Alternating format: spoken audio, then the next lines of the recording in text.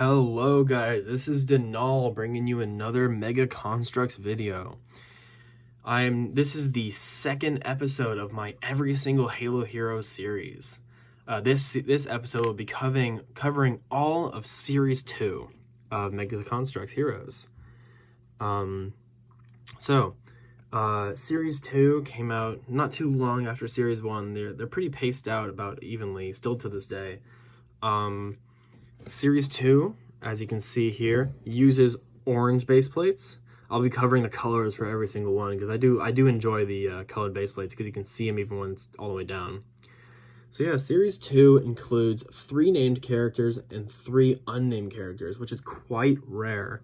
It's quite rare to have 3 unnamed characters all in one series. This is also back when Heroes series were like Spartan galore. Series 1 has 5 Spartans, Series 2 has 4, and Series 3 also has 4. A lot of Spartans all over the place. So, in this video I'm going to be covering the details, weapons, and backstories for these figures, and as well as giving my opinions about how good each figure is. And in my next video, I'll be covering Halo Heroes Series 3, so stay tuned. We're going to start out with my favorite figure from the series. Favorite or second favorite, it's hard to tell. So this is also the only ODST from the series. So this is ODST Romeo.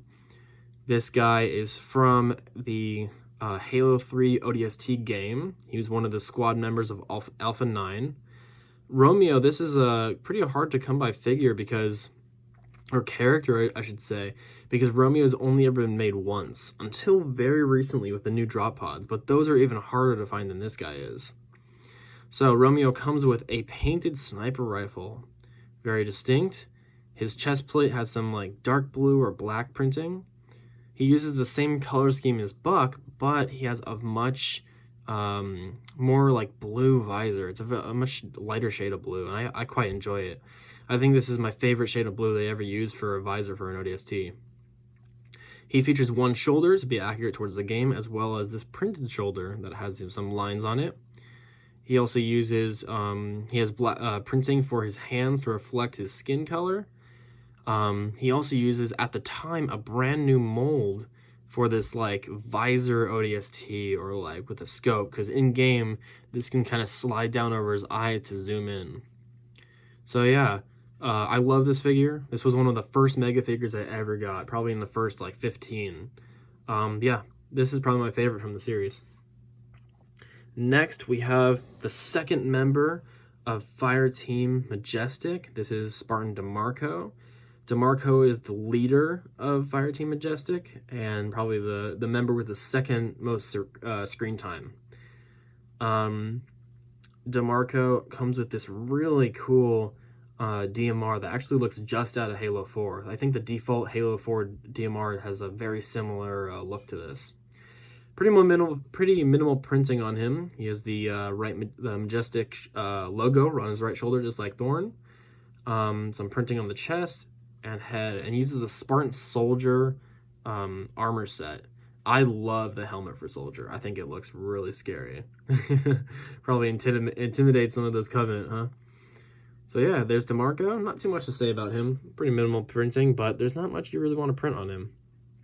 Next we have my other favorite from this series, Sergeant Forge. So Sergeant Forge is one of my favorite Halo characters to begin with, but Forge uses a lot of new molds at the time. I think these legs were new. Shoulder, the chest plate, all of this. This was, I think, brand new just for Forge.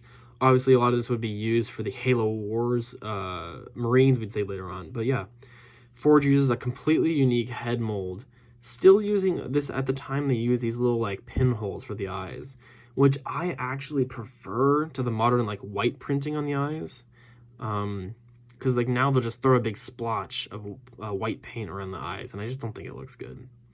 I much prefer it like this. But yeah, completely new head mold and printing. Look at that. You can even see like the individual little studs for his beard. That's just how good Mega's printing is. Super impressive. So yeah, he has these really cool coloring, very accurate to the game. He's one of the most accurate figures. He comes with a painted shotgun, very cool, and uses this little like utility belt. I think in game that's supposed to be like a pistol holster. He uses the same orange base plate, and basically a perfect figure. I actually prefer this version to compared to the one that came out in a later date. So that's all the named characters. Moving on to the multiplayer Spartans, we have this Spartan Scout. This is one of my favorite armors, and we actually see a character using Scout armor in the next series as well.